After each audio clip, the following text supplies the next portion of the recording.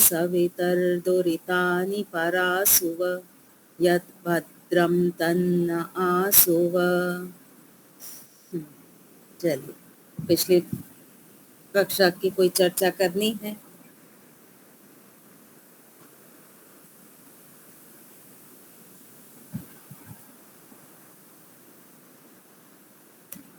ये अनित्य समाजाति को ना हाँ, जी हाँ, थोड़ा सा अच्छा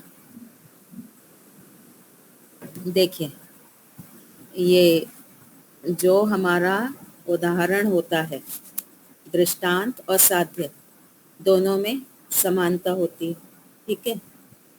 अब दोनों में ही अनित्यता दिखाई गई। क्या समानता ली? उत्पत्ति लेकर के कि आपका जो दृष्टांत है और आपका जो साध्य है, दोनों में आपने कहा उत्पत्ति है और उत्पत्ति के कारण अनित्यता है। तो इसी को लेकर के सारे ही पदार्थों में पदार्थत्व है। जितने भी पदार्थ हैं उन सब में पदार्थत्व है। तो उसी के आधार पे सारी चीजें क्या हो जाएंगी? अनित्य हो जाएंगी, ठीक है। अब क्या सारी चीजें अनित्य हैं? प्रतिवादी वादी से पूछ रहा है, क्या सारी चीजें अनित्य हैं? नहीं है। तो केवल साधर्म्य लेकर करके आप जो अनित्य सिद्ध कर रहे हैं, ऐसा नहीं है, क्योंकि पदार्थत्व सब में समान होने के बाद भी कुछ चीजें नित्य हैं, कुछ चीजें अनित्य हैं। इसी प्रकार से उत्पत्ति भाव होने के बाद भी कुछ चीजें नित्य होंगी, कुछ अनित्य होंगी। इस प्रकार से प्रतिवादी ने वादी का खंडन किया।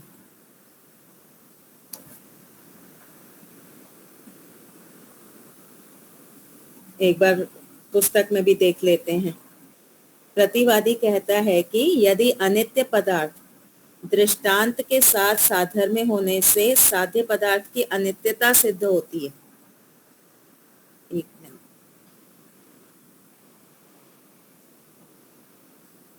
हाँ, प्रतिवादी क्या कह रहा है कि यदि अनित्य पदार्थ यानी दृष्टांत के साथ साधर्म्य होने से साध्य पदार्थ शब्द इसकी अनित्यता सिद्ध होती है, ऐसे तो साध्य के साथ सभी पदार्थ का पदार्थत्व रूपी साधर्म्य होता है। सारे ही पदार्थों में पदार्थत्व है, तो सभी पदार्थों में साधर्म्य हो गया। ऐसे तो साध्य के साथ सभी पदार्थों का पदार्थत्व रूपी साधर्म्य होता है। इससे हर वस्तु साध्य जैसी अनित्य हो जाएगी। अगर एक समान बात से आपने अनित्यता सिद्ध कर दी, तो वैसे ही सब में समानता क्या है? पदार्थत्व। तो अगर समानता के कारण आप अनित्य सिद्ध कर रहे हैं, तो ऐसी ही समानता है पदार्थत्व, वो सब में समान है। सब में समान होने के कारण सारे पदार्थ क्या हो जाएंगे? अनित्य हो जाएंगे। यह तो ठीक नहीं है, पर यह बात तो ठीक नहीं है। इस प्रकार से प्रत्येक पदार्थ की अनित्यता दिखाकर प्रतिवादी वादी का खंडन करता है। प्रतिवादी कहता है कि तुम्हारी जो शैली है साधर्म्य दिखा करके अनित्यता सिद्ध करना, तुम्हारी इस शैली से सारे ही पदार्थ अनित्य सिद्ध हो जाएंगे, ये बात ठीक नहीं है। इसे अनित्य समाजाति कहते हैं। वादी द्वारा साधर्म्य से स्थापना।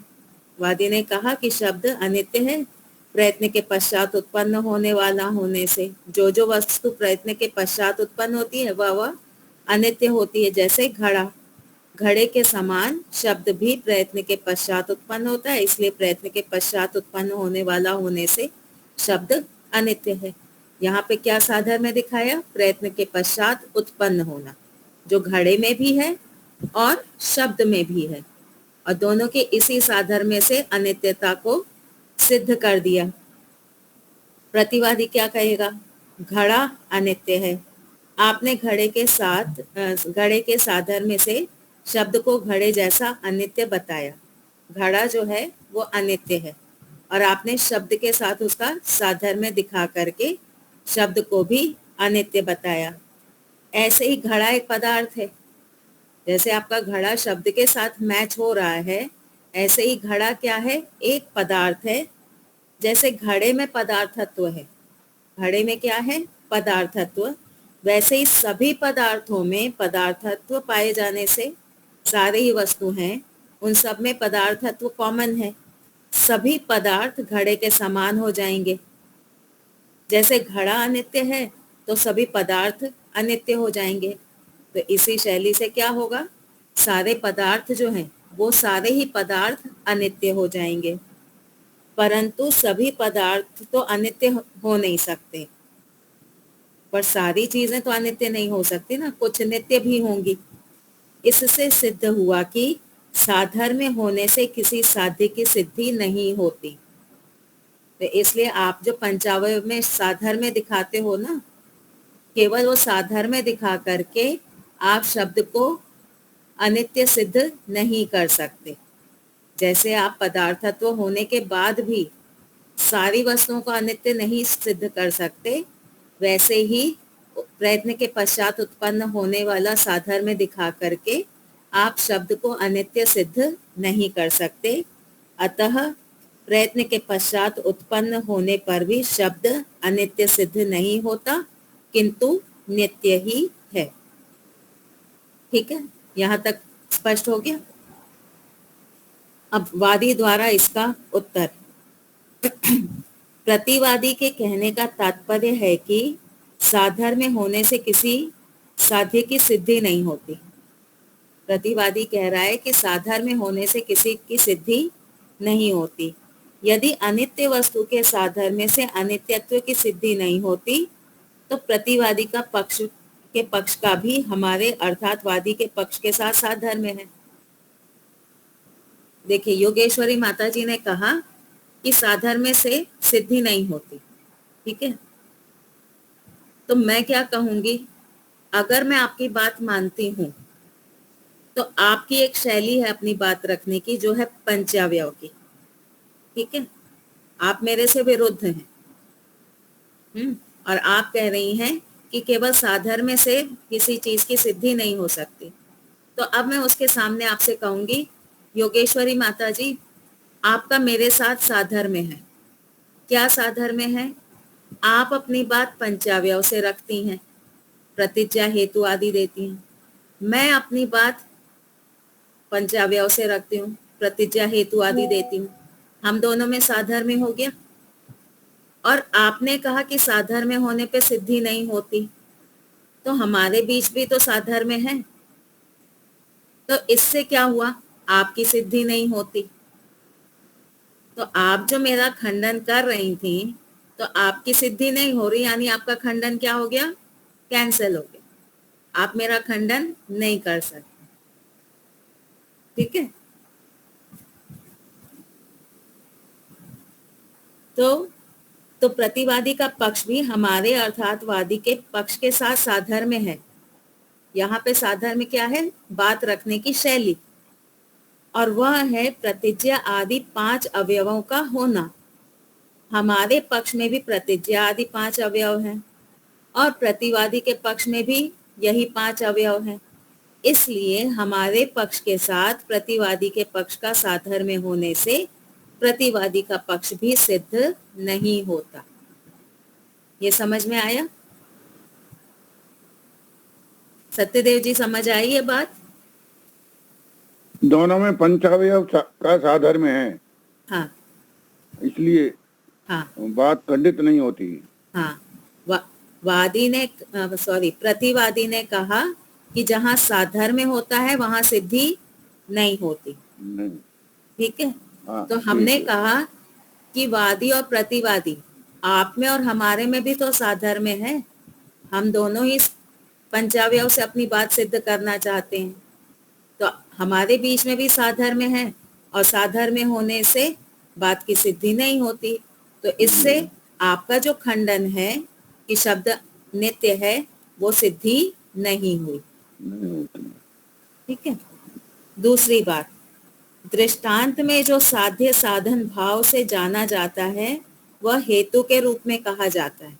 जैसे उत्पत्ति जो है, प्रयत्न के पश्चात उत्पत्ति, ये साधन है। और साध्य क्या है? अनित्यता। तो हेतु में साध्य साधन भाव होता है। हेतु हमारा साधन है जो साध्य की सिद्धि करने में सक्षम होता है। जैसे प्रयत्न के पश्चात उत्पन्न होना, जो जो वस्तु प्रयत्न के पश्चात उत्पन्न होती है वह अनित्य होती है। ऐसा हेतु व्याप्ति पूर्वक होने से विशेष साधर्म्य या विशेष वैधर्म्य वाला होता है। ये विशेष बात है। पदार्थत्व से आप क्या विशेष सिद्ध करना चाहते हैं? कोई विशेष बात सिद्ध नहीं होगी। किंचित साधर्म्य अथवा किंचित वैधर्म्य वाला नहीं होता। जब हम हेतु रखते हैं ना, तो थोड़ी सी साधर्म्यता या थोड़ी से वैधर्म्यता वाला नहीं होता। विशेष साधर्म्य या विशेष वैधर्म्य होना चाहिए।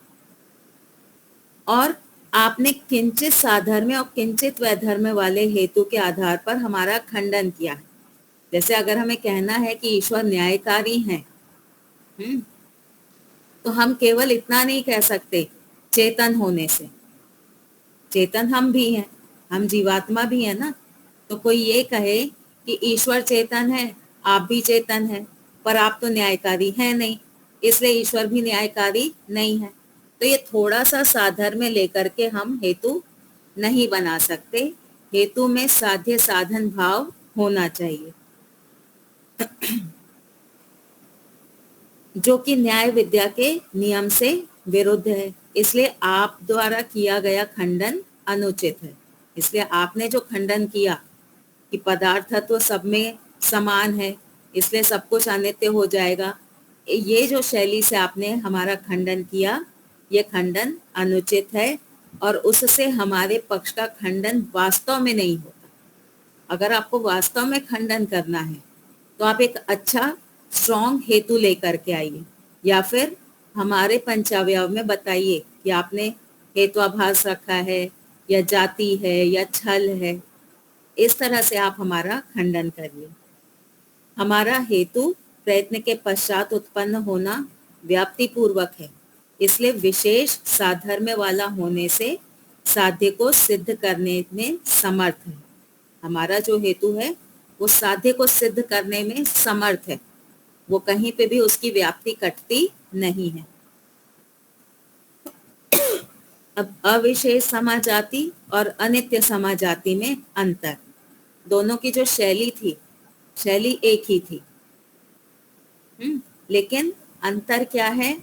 अविशेष समाजाति में सारी वस्तुओं को समान कह दिया था, सारी वस्तुएं समान हैं। और अनित्य समाजाति में सारी वस्तुओं को अनित्य बताया है।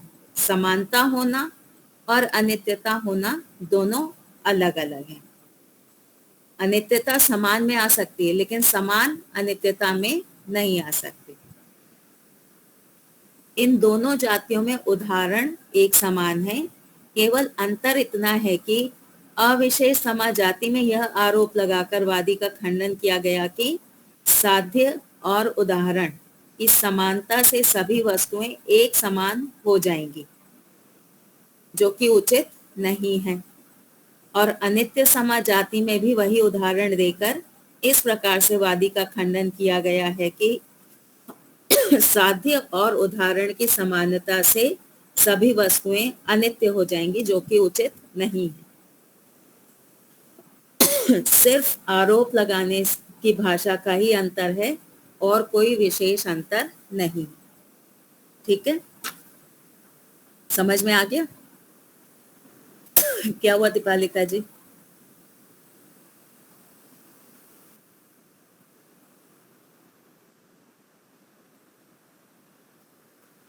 आपने पिछला अटेंड नहीं किया था ना, अविशेष समाजाति आपने अटेंड नहीं की ना, अविशेष वाली नहीं, आपने अनित्य वाली की थी।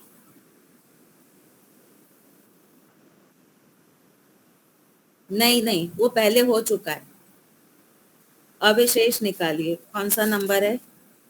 लगभग 20। 18। हाँ,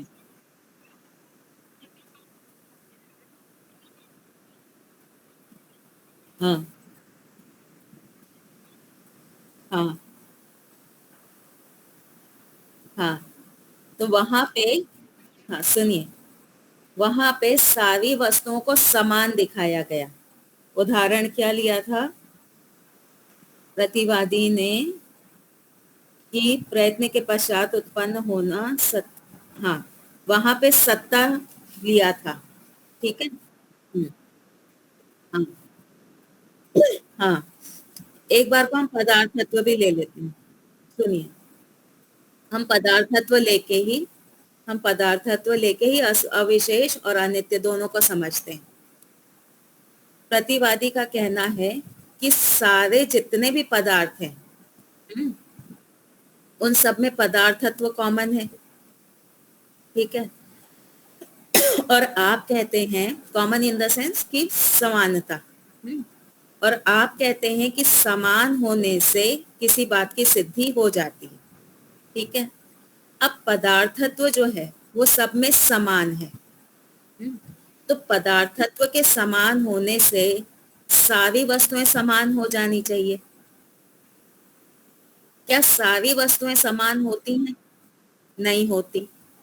तो सारी वस्तुएं समान न होने से शब्द और घड़े, इनमें समानता होने के बाद भी शब्द नित्य है, घड़ा अनित्य है। ठीक है, ये समानता वाली बात हो गई। अब आइए अनित्य पे। सारी वस्तुओं में पदार्थत्व समान रूप से है। हम्म, अब यहाँ पे पदार्थत्व साधर्म्य है सभी पदार्थों में। ठीक है। पदार्थत्व के साधर्म्य होने पर भी क्या सारे पदार्थ अनित्य हैं? नहीं है। कुछ वस्तुएं अनित्य हैं, कुछ नित्य हैं। तो इस शैली से जो शब्द है वो नित्य हो गया। ये प्रतिवादी कह रहा है। हाँ हाँ, एक बार उसने पदार्थत्व के आधार पे सबको समान बोला, शब्द उसने अलग अलग प्रयोग किए। अविशेष समाजाति में उसने पदार्थत्व को कॉमन लेकर के सारी वस्तुओं को समान दिखाया अविशेष समाजाति में, और अनित्य समाजाति में पदार्थत्व को ही लेकर के उसने सबको अनित्य बता दिया। ठीक है। तो कोई शंका है इसमें गुप्ता जी? पिछली कक्षा में शायद आप नहीं थे ना? पिछले कक्षा में नहीं था, तो आज भी मैं ऋषिकेश से अटेंड कर रहा हूँ। अच्छा, ठीक। तो चले आगे लीला माता जी। चलिए, तो पेज नंबर 114 देखिए, नित्य समा जाति की परिभाषा। अब इसको शुरू करने से पहले एक बात समझिए। जब कोई धर्मी होता है, धर्मी यानी कोई पदार्थ, तो उसमें धर्म भी रहेगा, है ना? धर्मी के अंदर धर्म भी रहता है। ये जो धर्मी है ना, ये द्रव्य भी हो सकता है, गुण भी हो सकता है, और कर्म भी हो सकता है। ये हमेशा दिमाग में बैठा करके चलिएगा। धर्मी अलग चीज है, गुण अलग चीज है। सॉरी, धर्म अलग चीज है और गुण अलग चीज है। धर्म जो है वो गुण भी हो सकता है, जैसे कि ये मोबाइल फोन है। ठीक है। इस मोबाइल फोन का एक धर्म है कि ये काले रंग का है। तो यहाँ पे उसको हम धर्म भी कह सकते हैं उसका, और गुण भी कह सकते हैं, काला रंग जो है। ठीक है। अब गुण जो है, जैसे लाल रंग है, हम कहते हैं चटक लाल है, थोड़ा कम लाल है, थोड़ा गहरा लाल है। तो यहाँ पे चटक, गहरा, कम लाल, ये जो है ये गुण नहीं है, ये धर्म है। ठीक है। तेज आवाज, कम आवाज, तो ये जो तेज है, कम है, ये धर्म है, ये गुण नहीं है।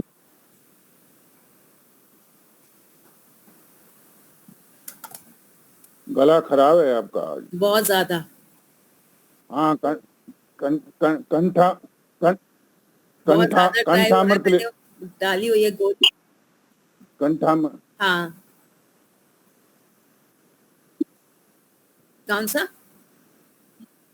बुलेटिन। अच्छा। हम्म। अच्छा। हाँ। अच्छा, ठीक है। अभी मैंने एक गोली तो डाल रखी है, पर उससे कोई विशेष लाभ नहीं लग रहा। हम्म। हाँ। थोड़ा गुनगुना पानी पीते रहिए और हाँ क्या। जी। कोशिश करते हैं नित्य समाज खत्म करते हैं, फिर विराम दे देंगे। हाँ, तो धर्मी के अंदर धर्म रहता है, धर्मी यानी पदार्थ, और उसका जो लक्षण है वो। ठीक है, इतनी बात हम दिमाग में बैठा करके अब आगे चलते हैं। अनित्य वस्तु में यदि अनित्यता सदा रहती है, जो अनित्यता है, अनित्यता क्या है? ये एक धर्म है। अनित्यता जो है वो धर्म है जो किसी पदार्थ में रहेगी। तो अनित्य वस्तु में यदि अनित्यता सदा रहती है, तो वस्तु का सदा रहना सिद्ध होने से साध्य पदार्थ भी अनित्य नहीं हो सकता। अब हमने कहा कि शब्द क्या है? शब्द अनित्य है। ठीक है, ये जो अनित्यता है ये शब्द में सदा रहेगी। ठीक है, शब्द है धर्मी, अनित्यता है धर्म। ये अनित्यता धर्म कैसा है? ये सदा रहने वाला है। जब भी शब्द होगा तो उसके अंदर अनित्यता तो रहेगी ही। तो प्रतिवादी क्या कहता है कि आपकी जो अनित्यता है, शब्द में जो अनित्यता रह रही है, ये अनित्यता सदा रहने वाली है। अनित्यता नित्य है। ठीक है, प्रतिवादी कह रहा है कि अनित्यता जो है वो नित्य है, वो सदा रहेगी। अब अनित्यता एक धर्म है, वो सदा रहेगा, तो उसका जो धर्मी है वो कैसा होना चाहिए? भी सदा रहे। वो भी सदा रहना चाहिए। हाँ, तो शब्द कैसा हो गया? शब्द हो गया सदा रहने वाला। नित्य। हाँ, तो शब्द को प्रतिवादी ने क्या कर दिया? नित्य सिद्ध कर दिया। हमने कहा कि घड़े में अनित्यता सदा रहती है। ठीक है, घड़ा धर्मी, अनित्यता उसका धर्म। हमने कहा घड़े में अनित्यता सदा रहती है, तो अनित्यता जो है उसके लिए हम कह रहे हैं सदा, तो धर्म सदा रहता है। अब ये जो धर्म सदा रह रहा है, क्या धर्म धर्मी के अलावा कहीं अकेला रह सकता है? नहीं रह सकता। और धर्म सदा रह रहा है, तो ये सदा रहने वाला धर्म किस में रह रहा है? घड़े में रह रहा है, तो घड़ा भी सदा रहेगा। तो घड़ा कैसा हो गया? नित्य हो गया। ये है नित्य नित्य समा जाति। ठीक है, चलिए देखते हैं। अनित्य वस्तुओं में यदि अनित्यता सदा रहती है, तो वस्तुओं का सदा रहना सिद्ध होने से वस्तु भी सदा ही रहेगी ना, साध्य पदार्थ भी अनित्य नहीं हो सकता। अगर उसमें अनित्यता सदा रह रही है, तो जिस पदार्थ को आप अनित्य सिद्ध करना चाहते हैं वो अनित्य नहीं हो सकता, क्योंकि जब अनित्यता धर्म सदा रहेगा तो धर्मी पदार्थ भी सदा होगा। जब अनित्यता सदा है तो जिस पदार्थ में वो अनित्यता रह रही है वो भी कैसी होगी? वो पदार्थ भी नित्य होगा, अतः वह नित्य है। इसलिए शब्द कैसा हो गया? नित्य हो गया। इस प्रकार से अनित्य पदार्थ को नित्य पदार्थ बताते हुए खंडन करना नित्य समाजाति कहलाती है। परिभाषा समझ में आ गई? अब उदाहरण देखिए। वादी द्वारा साधर्म्य से स्थापना, शब्द अनित्य है, प्रयत्न के पश्चात उत्पन्न होने वाला होने से जो वस्तु प्रयत्न के पश्चात उत्पन्न होती है वह अनित्य होती है। जैसे घड़ा, घड़े के समान शब्द भी प्रयत्न के पश्चात उत्पन्न होता है, इसलिए प्रयत्न के पश्चात उत्पन्न होने वाला होने से शब्द अनित्य है। अब प्रतिवादी द्वारा खंडन नित्य समाज जाति का प्रयोग करते हुए आप कहते हैं शब्द अनित्य है। वादी जी, आपके अनुसार शब्द कैसा है? अनित्य है। आपके इस कथन पर हमारा प्रश्न है। अब हम आपसे एक प्रश्न पूछते हैं कि शब्द की अनित्यता सदा रहती है या नहीं रहती? शब्द की जो अनित्यता है वो सदा रहती है या नहीं रहती? देखिए कैसा क्वेश्चन डाला है।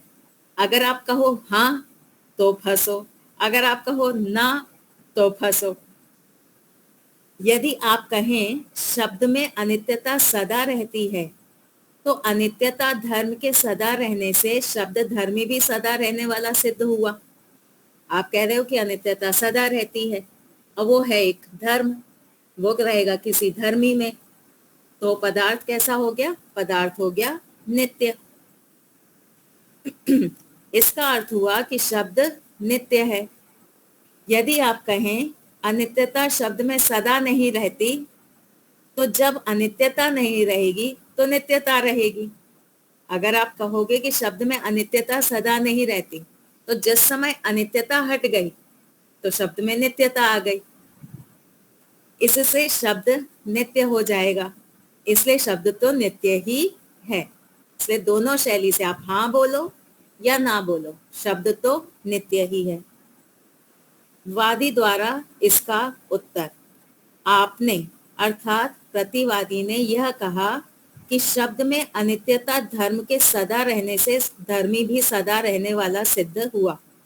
कि प्रतिवादी, आप कह रहे हो कि धर्म के रहने से धर्मी सदा रहता है। आपने इस कथन में यह स्वीकार किया है कि शब्द में अनित्यता रहती है। अब ये जो वादी है ना, ये भी अब शब्दों के साथ खेलेगा।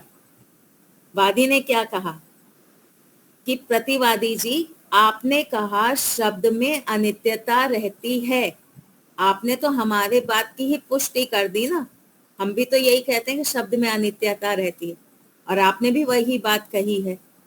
जब आपने यह स्वीकार कर ही लिया कि शब्द में अनित्यता रहती है, तो आपके द्वारा यह कहना कि गलत है कि शब्द अनित्य नहीं है। आपने ही तो कहा कि शब्द अनित्य है। आपने स्वीकार कर लिया कि अनित्यता जो है वो सदा रहती है। जब आपने स्वीकार ही कर लिया कि शब्द अनित्य है, तो आपने हमारा खंडन थोड़ी ना किया, आपने तो हमारे ही पक्ष की पुष्टि कर दी। यदि आप शब्द में अनित्यता को स्वीकार नहीं करते और अगर आप कहते हैं कि नहीं अनित्यता नहीं रहती, तो आपने जो वाक्य में हेतु बोला था शब्द में अनित्यता धर्म के सदा रहने से, आपका यह हेतु झूठा हो गया। अगर आप ये कहते हैं कि नहीं अनित्यता सदा नहीं रहती, तो आपने ही पहले कहा कि अनित्यता सदा रहती है, तो आपने फिर झूठ बोला। हेतु के झूठा होने से आपके द्वारा किया गया खंडन असिद्ध तथा व्यर्थ है। एक वो जोक याद आ गया कि तुम्हारी बीवी तुम्हें अब मारती है कि नहीं? हाँ में हाँ या ना में जवाब दो। हाँ कहो तो अब मारती है, ना कहो तो पहले पिटते थे तुम। बस ऐसा ही हाल है यहाँ पर।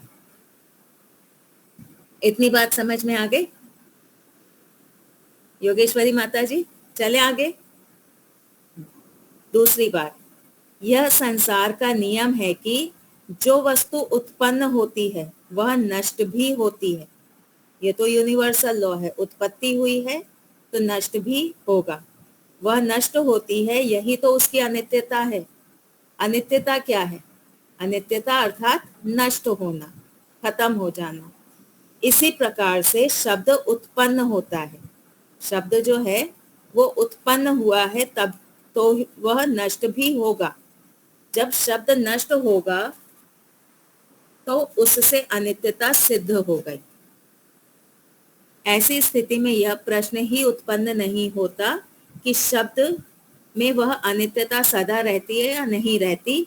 आपका यह प्रश्न ही मूर्खतापूर्ण एवं भ्रम उत्पादक है। ये केवल आप जनता में भ्रम को उत्पन्न कर रहे हैं, ये कोई आपका सही खंडन नहीं है।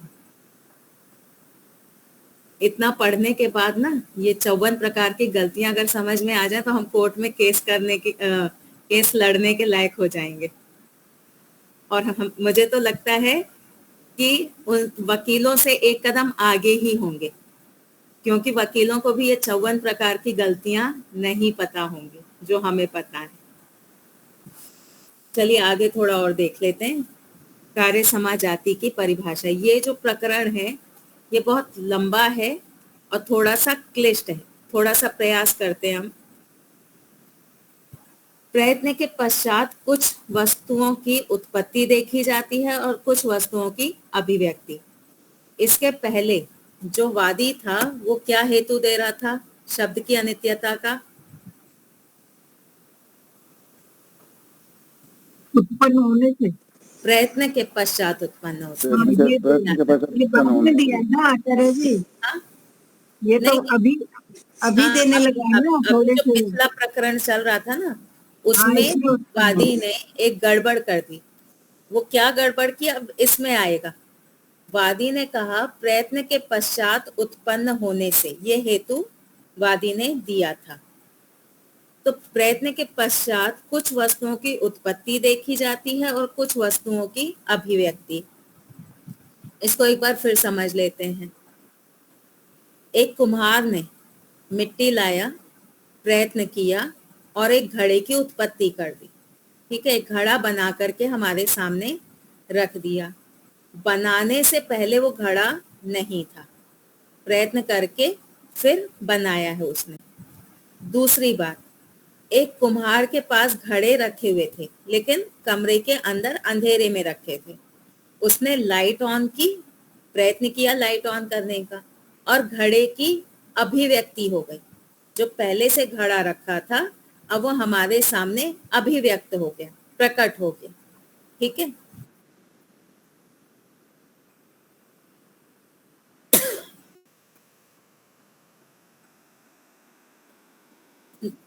नहीं नहीं, वो नहीं, वो तो एग्जीक्यूशन हो गया, वो आपकी प्लानिंग की एग्जीक्यूशन हो गया कि आपने दिमाग में सोच रखा था मैं ऐसे ऐसे बनाऊंगी और वो घड़ा आपने बना दिया, वो उत्पत्ति के अंतर्गत आएगा। और वहां पे भी दिमाग का तो आपको सब जगह यूज करना है कि घड़े मेरे कमरे में फलानी अलमारी में ये कपड़ा रखा हुआ है। आपने गए, अलमारी खोलने का प्रयत्न किया और आपने कपड़ा निकाल लिया, वो अभिव्यक्ति है। ठीक है, एक टेलर जो है वो सूट की उत्पत्ति करता है और आप जो अलमारी खोल करके सूट निकालती हो अभिव्यक्ति होती है। ठीक है, दोनों में ये अंतर है। तो प्रयत्न के पश्चात उत्पत्ति भी होती है, प्रयत्न के पश्चात अभिव्यक्ति भी होती है। अभिव्यक्ति वाली वस्तुएं नित्य होती हैं, सापेक्ष। सापेक्ष यानी कि एक होता है जो सदा नित्य रहे और एक होता है कि कुछ समय तक नित्य रहे। जैसे ये ग्लास है, ग्लास शब्द की अपेक्षा नित्य है। शब्द तो उत्पन्न हुआ, कुछ क्षण में खत्म हो जाएगा, पर इसकी अपेक्षा ग्लास कैसा है? नित्य है। ठीक है, तो अभिव्यक्ति वाली वस्तुओं को नित्य बताया जाता है और उत्पत्ति वाली वस्तुओं को अनित्य बताया जाता है।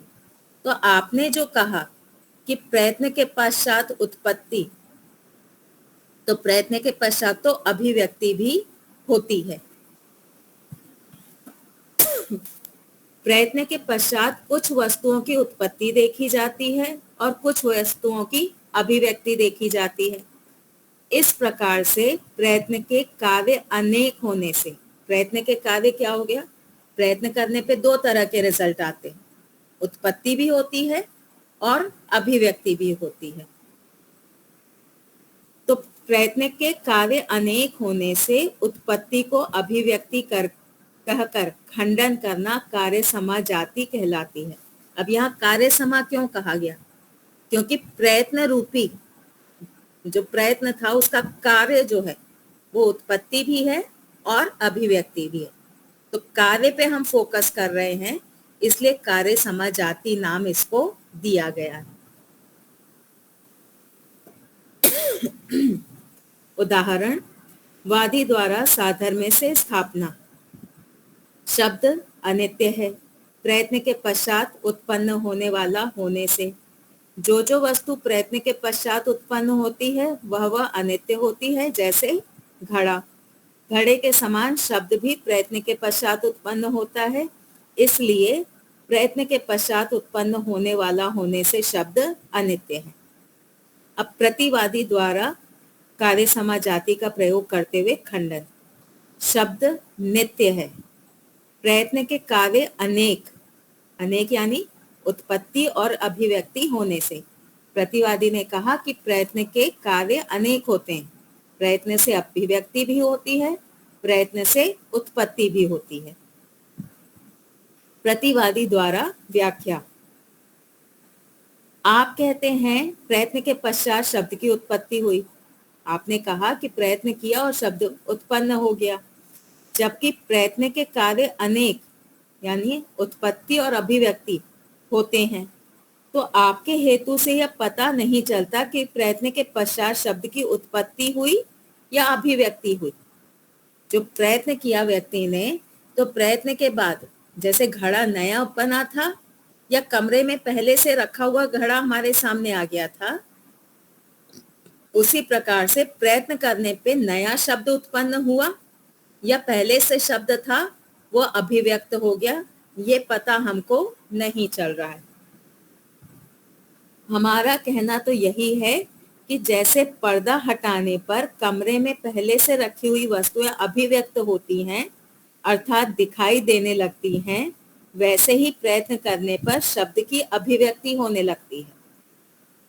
हम तो ये कहते हैं कि शब्द तो पहले से था, प्रयत्न के बाद उसकी अभिव्यक्ति हो गई और शब्द सुनाई देने लगता है, इसलिए शब्द नित्य है। जैसे ईश्वर जो है, ईश्वर की उत्पत्ति नहीं होती। जब हम प्रयत्न करते हैं, अपनी अविद्या का नाश करते हैं, तत्व ज्ञान के लिए हम प्रयत्न करते हैं, तो ईश्वर की अभिव्यक्ति हो जाती है हमारे अंदर, ईश्वर की उत्पत्ति नहीं होती। तो अविद्या रूपी आवरण के हटने से ईश्वर की अभिव्यक्ति हो गई। ऐसे ही शब्द पहले से था, पर्दा हटा और शब्द की प्राप्ति हमको हो गई, इसलिए शब्द नित्य है। वादी द्वारा इसका उत्तर। यहां तक स्पष्ट हो गया? वादी द्वारा इसका उत्तर। आपने अपने कथन में स्वीकार किया कि जहां पर्दा हटाने पर वस्तुएं दिखाई देती हैं, ऐसे स्थल पर वस्तुओं की अभिव्यक्ति होती है। ठीक है, हमें स्वीकार है। वादी ने कहा हाँ, हम मानते हैं कि प्रयत्न के बाद अभिव्यक्ति भी होती है, परंतु जब प्रयत्न के पश्चात शब्द सुनाई देता है तो वहां शब्द को ढकने वाला पर्दा या आवरण तो कोई उपलब्ध होता ही नहीं। जैसे आप जब कमरे में गए हैं तो अंधकार रूपी एक पर्दा है, उसकी उपलब्धि आपको हो रही है ना कि कमरे में अंधेरा है, तो वहां आपको आवरण की उपलब्धि हो रही है। अलमारी के अंदर हमारे कपड़े टंगे हुए हैं, तो अलमारी का जो पल्ला है वो हमको दिखाई दे रहा है, वो जो पर्दा है वो हमको दिखाई दे रहा है। पर्दा हटाएंगे, वस्तु अभिव्यक्त हो जाएगी। तो ऐसे शब्द को ढकने वाला कोई आवरण या पर्दा, ये तो हमको प्राप्त ही नहीं हो रहा है। परंतु जब प्रयत्न के पश्चात शब्द सुनाई देता है तो वहां शब्द को ढकने वाला पर्दा या आवरण तो कोई उपलब्ध होता ही नहीं, जिसे हटाने पर शब्द सुनाई देने लगे। जब किसी पर्दे या आवरण ने शब्द को ढका ही नहीं, तो इससे सिद्ध हुआ कि यह शब्द की अभिव्यक्ति नहीं बल्कि उत्पत्ति है। जैसे कुम्हार मिट्टी ला करके रख देता है, हमारे वहां पे हम जब गए तो वहां कोई पर्दा हमको नहीं दिखाई दिया। हमारे सामने उसने प्रयत्न किया कुम्हार ने और घड़े को उत्पन्न कर दिया। पर्दा होता तो हमको डाउट होता कि कुम्हार ने अभी बनाया है या पहले से रखा हुआ था, लेकिन पर्दा है नहीं, घड़ा है नहीं। थोड़ी देर बाद घड़ा आ गया, तो इसका अर्थ क्या हुआ कि घड़े की उत्पत्ति हुई है। ऐसे ही शब्द को ढकने वाला कोई पर्दा है नहीं, सुनाई हमको दे नहीं रहा, तो इसका अर्थ है कि प्रयत्न करके शब्द की उत्पत्ति की गई है। जब किसी पर्दे या आवरण ने शब्द को ढका ही नहीं, तो इससे सिद्ध हुआ कि यह शब्द की अभिव्यक्ति नहीं बल्कि उत्पत्ति है। इसलिए शब्द की उत्पत्ति होने से शब्द अनित्य है। ठीक है, स्पष्ट हो गया। तो अब आगे जो चलेगा षटपक्षी प्रकरण। ये जो षटपक्षी प्रकरण है, ये फालतू की बातें जो चलती रहती ना, एक ही टॉपिक को खींचते रहते हैं, मैं ऐसा कहना चाहता हूँ, तुम ऐसा कहना चाहते हो, ये है षटपक्षी प्रकरण। इसको हम अगली बार लेंगे क्योंकि ये थोड़ा सा क्लिष्ट भी है, इसको समझना पड़ेगा हमको। ठीक है, चलिए, तो अभी 2-3 मिनट और कुछ बात कर सकते हैं, किसी को कोई शंका हो तो।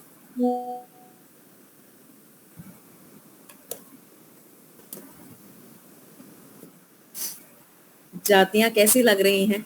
कठिन लग रही हैं कि सरल लग रही हैं? सिर घूम रहा है ना?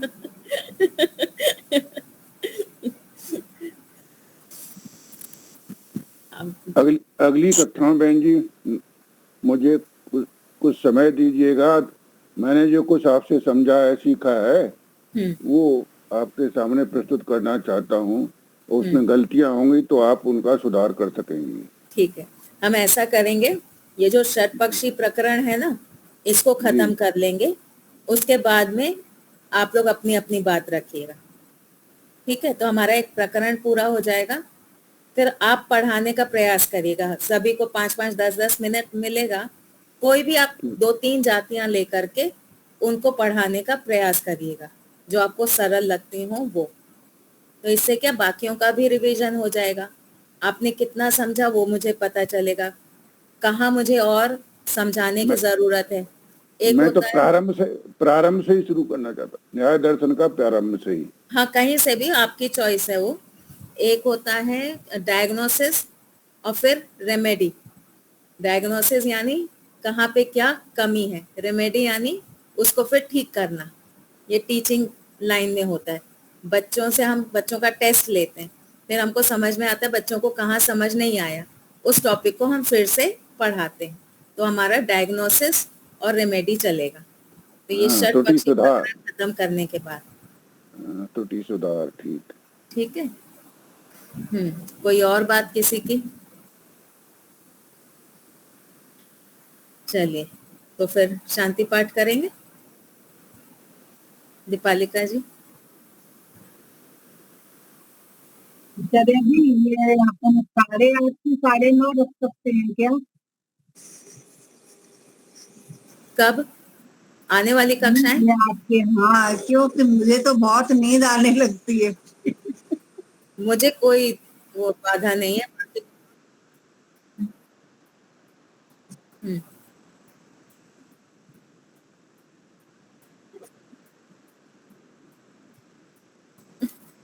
एक और बात सुनिए, एक और बात। अभी आज क्या 30 तारीख है, 1-2 तारीख तक तो ठीक है, हम कक्षा रख सकते हैं। उसके बाद शुरू हो जाएगी नवरात्रि।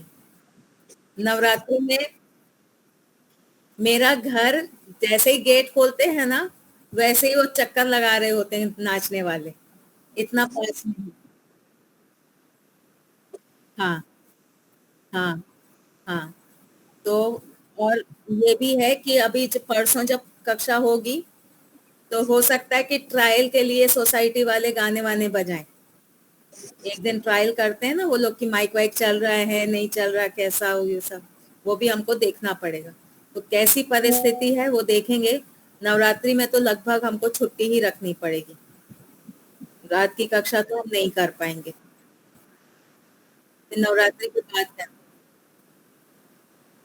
हाँ, हाँ, सुनाई नहीं देगा। हाँ, तो अभी तो परसों की कक्षा में हम मिलते हैं, देखते हैं कैसा रहता है। ठीक है, परसों योगेश्वरी माता जी, परसों 8:30 बजे। आप सभी की इच्छा हो तो ऐसा करिए। बालिका जी तो मेन है, वो बताएं। 8:30।